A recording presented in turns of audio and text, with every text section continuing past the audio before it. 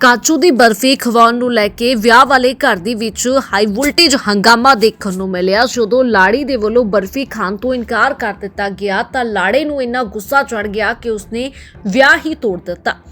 ਵਿਆਹ ਦੀਆਂ ਰਸਮਾਂ ਪੂਰੀਆਂ ਹੋਣ ਤੋਂ ਬਾਅਦ ਘਰ ਦੇ ਵਿੱਚ ਜ਼ਬਰਦਸਤ ਹੰਗਾਮਾ ਹੋਇਆ ਹੈ। ਕੁੜੀ ਦੇ ਵੱਲੋਂ ਇਲਜ਼ਾਮ ਜਿਹੜੇ ਨੇ ਮੁੰਡੇ ਵਾਲਿਆਂ ਤੇ ਲਗਾਏ ਜਾ ਰਹੇ ਨੇ ਕਿ ਮੁੰਡੇ ਵਾਲਿਆਂ ਦੇ ਵੱਲੋਂ ਦਾਜ ਦੀ ਮੰਗ ਕੀਤੀ ਜਾ ਰਹੀ ਸੀ। ਇਸ ਦੇ ਨਾਲ ਹੀ ਕੁੜੀ ਦੇ ਵੱਲੋਂ ਮੁੰਡੇ ਤੇ ਵੀ ਆਰੋਪ ਲਗਾਏ ਜਾ ਰਹੇ ਨੇ ਕਿ ਮੁੰਡਾ ਫੋਰਚੂਨਰ ਗੱਡੀ ਦੀ ਮੰਗ ਕਰ ਰਿਹਾ ਸੀ ਅਤੇ ਮੁੰਡੇ ਦੇ ਵੱਲੋਂ ਜਾਨੋਂ ਮਾਰਨ ਦੀ ਧਮਕੀ ਜਿਹੜੀ ਆ ਉਹ ਵੀ ਦਿੱਤੀ ਗਈ ਹੈ। ਇਸ ਦੇ ਨਾਲ ਹੀ ਉਧਰ ਮੁੰਡੇ ਵਾਲਿਆਂ ਦਾ ਬਿਆਨ ਵੀ ਜਿਹੜਾ ਹੈ ਸਾਹਮਣੇ ਆਇਆ ਹੈ। ਸੋ ਮੁੰਡੇ ਦੇ ਵੱਲੋਂ ਆਪਣੇ ਉੱਤੇ ਲੱਗੇ ਇਲਜ਼ਾਮਾਂ ਨੂੰ ਹਾਲਾਂਕਿ ਨਕਾਰਿਆ ਗਿਆ। ਉਸ ਦੇ ਵੱਲੋਂ ਇਹ ਵੀ ਆਖਿਆ ਗਿਆ ਹੈ ਕਿ ਉਸਨੇ ਜਾਨੋਂ ਮਾਰਨ ਦੀ ਧਮਕੀ ਜਿਹੜੀ ਹੈ ਗੁੱਸੇ ਦੇ ਵਿੱਚ ਦਿੱਤੀ ਸੀ। ਸੋ ਕੀ ਕੁਝ ਬਿਆਨ ਸਾਹਮਣੇ ਆ ਰਹੇ ਨੇ, ਆਓ ਸੁਣਦੇ ਹਾਂ। सर पहले तो ये खाने से स्टार्ट हुआ था। जब मैंने कहा कि भी मेरे को है ना काजू कतली पसंद नहीं है, तो मैंने कहा कि मेरे को गाजर का हलवा पसंद है, तो मेरे को ऐसे कहा कि क्या तेरी क्या वैल्यू जो तेरे को तेरी पसंद नापसंद का ध्यान रखा जाएगा।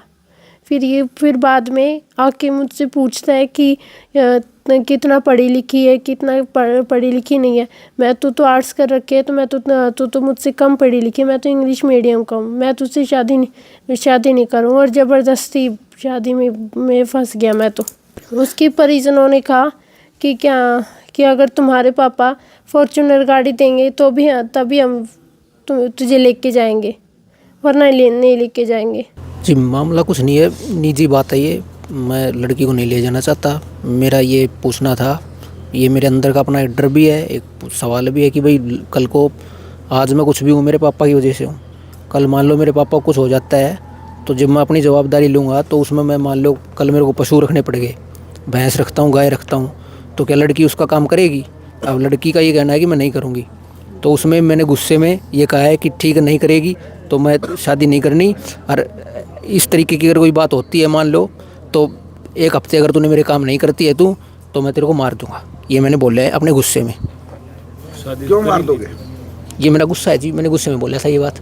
लड़की से कोई टेलीफोनिक बातें नहीं हुई, लड़की के पापा से टेलीफोनिक बातें हुई हैं। और लड़की के पापा से मैंने साफ ये कहा कि जी मैं 2-3 साल शादी नहीं करवाना चाहता, बाकी हमारी तरफ से कोई गलती हुई हो तो माफ़ कीजिएगा, मैं शादी नहीं करवाना चाहता। ये सारी बातें हुई हैं जब हमारे घर से यहाँ कोई नहीं आया था तब, और घर से यहाँ आ गया था नहीं मानने के बाद, उसके बाद जो बीच में था उसको भी मैंने मना किया। लेकिन मेरे ऊपर मैं दबाव तो नहीं कहूँगा, वो उनकी अपनी मजबूरी है कि भाई अपने बच्चों की शादी करें, लेकिन वो वैसे कुछ हद तक एक दबाव। आपके परिवार ने क्यों परमिशन दी? लगन भी लिया है, वो कुछ जो है दान दहेज, जिसको अगर हम मीडिया की भाषा में कहेंगे दहेज, जो 15,51,000 रुपये लिए हैं, तो उस समय आपको नहीं लगा कि मैं शादी नहीं करूँगा, मेरे पर दबाव ना रहा है, मैं 2 साल शादी नहीं करना चाहता?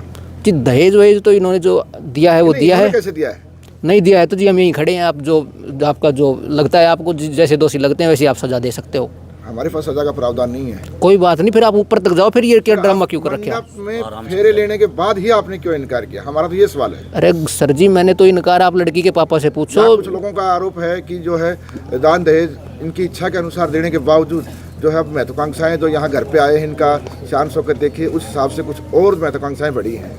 ठीक है, तो अगर इनका ऐसा मानना है तो इसके हिसाब से मुझे कोई सजा दे दी जाए। प्री प्रोग्राम नहीं लगता है आपको? क्या जी? प्री प्रोग्राम नहीं है कि शादी मंडप में फेरे लेने के बाद में फिर इस तरह का तमाशा और ड्रामा करना और फिर कुछ और जो है डिमांड फॉर्च्यूनर, आप फॉर्च्यूनर की डिमांड भी कर रहे हैं? जी मैंने अपने मुँह से कोई फॉर्च्यूनर नहीं कही। पुलिस के पास रिकॉर्डिंग है, पुलिस वालों ने जो आपसे बात कर रहे थे उससे। ठीक है, तो आप वो सुना दीजिएगा, मेरी तरफ से कोई फॉर्च्यूनर का शब्द निकला हो। आगे क्या प्रोग्राम रहेगा? आगे का जी यही प्रोग्राम है कि जी लड़की मेरी कुछ इन बातों से या मेरे को पसंद नहीं है तो जी। उसकी लाइफ में जो अभी दूज भर का जो धब्बा लग गया है उसको कौन मिटाएगा?